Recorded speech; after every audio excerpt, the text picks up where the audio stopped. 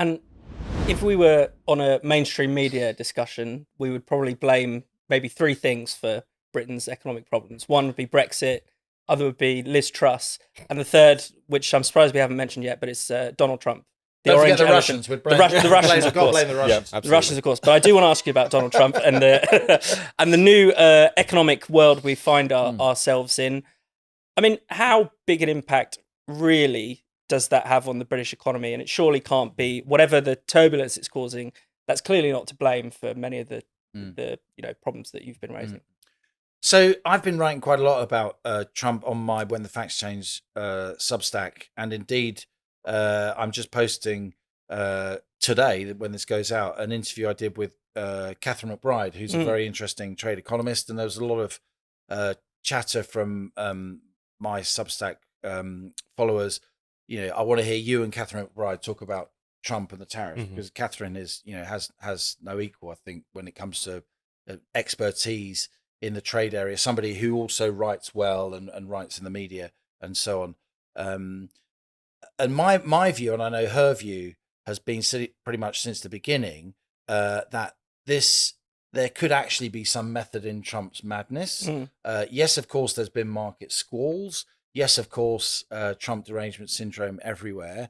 But what's just axiomatically true is that for many, many years, despite America's military prowess, and you might say its policy making, arrogance around the world, we may even, venture the word hegemony, despite America's predominance on the world stage, it just is true that for many years, tariffs on US exports, certainly from the EU and from China, but many other countries, have been much, much higher than US tariffs on imports from the rest of the world. So America has been getting a bad deal on trade, and Trump signaled he was going to do this. Trump's been surrounding himself with people. It was clear from the middle of last year, during his campaign, in the run-up to the election, and since, this is going to be my trade guy. He's called Peter Navarro, and his book is Death by China. We're going to go after these tariffs. We're going to remake the global trading system. It was clear from his inauguration speech in early January. This wasn't a surprise, and it isn't a surprise to anybody who was watching. And guess what? Yes, there have been market squalls, but in general, the S&P 500 is pretty much around or even above where it was before he made these trade tariff announcements in early April. The Treasury yield, the cost of government borrowing for the US, yes, it spiked a bit. It then returned. It's still below where it was when he took office in January. I'm not saying that I disregard the market scores. I take them extremely seriously, but you've got to look at the market when everyone's not screaming blue murder, even when they are, because garish headlines are one thing, but then look at it a week later and it's back where it was. So these things, I'm not saying they come and go, because financial markets can seriously derail governments, democracies. 1999 anybody, 2008 anybody, Euro crisis, 2020, 2011, 2012. I do think we're heading for systemic dangers, as I've said, but I don't think Trump's trade policies will be the reason. And he has, I predicted a few days after Liberation Day in early April that he's going to sign a lot of trade deals, and the first is going to be with the UK. And that turned out to be true. Why did I write that?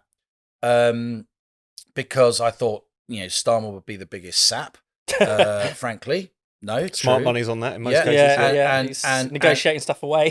and also because I could see that Trump desperately needed quickly to do a trade deal with a big economy. And the UK is a big economy, with the sixth biggest economy in the world, with the second biggest service sector exporter in the world. Now, as it happens, again, as I've written extensively in Telegraph and on When the Facts Change, and as I discussed with Catherine McBride in this interview, I think the US trade deal was a lot less important than the Indian trade deal that the UK did with India. But I do think, India is now catalyzing trade deals. Unheard of. That hasn't happened before. It's happening now. The Japanese and the Americans have been talking about doing a trade deal. The South Koreans and the Americans, the Indonesians and the Americans. These are big economies. The EU and America, The EU's been trying to do a trade deal, since the treaty with America, since the Treaty of Rome in 1957, the predecessors to the EU, and it might now happen. And even a limp, flaccid trade deal, not really a trade deal like the UK did with the US. It's a trade deal if you get rid of 94 or 95% of your tariff lines, and we didn't. And there's nothing about services in it, and it's a deal to maybe do a deal. By the way, the reset that Starmer did with the EU actually means we can't do any more trade deals. We can't build on our trade deal with the US because of the conditions that Starmer's succumbed to with Europe. So there's complete lack of coherence in our trade policy at the moment. And I can't think, even though we've lost a lot of our best civil servants in this area, because the EU's been negotiating our trade deals for a generation, I can't think they're that thick not to really understand that. So Trump is obviously throwing the cards up in the air.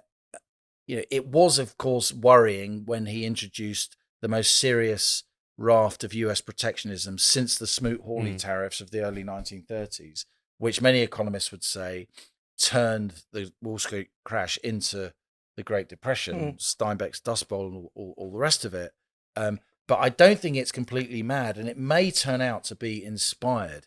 This may be, if it works, and it may not work. And if he loses the House, if he loses in the congressional midterms next November, I mean, lawfare's going to kick in. Lawfare's already kicking in. He hasn't got long. He has to show dividends. He has to show some order can come from this chaos that he's caused. But it may be that some order does come from this chaos. It may be that we end up with the biggest recasting of the global trading system since the Bretton Woods Agreement of the mid to late 1940s, the making of the post-Cold War order in America's image. Back then, America had the moral high ground. Back then, America had far fewer enemies than it now does. It's not nearly as powerful. That would be naive. And of course, there are other big, powerful players. But this could well be a recasting of the global trading system in America's favor again, as long as you are friends with America. And if you're not, he's not going to give you easy access to what is and remains the world's most valuable market.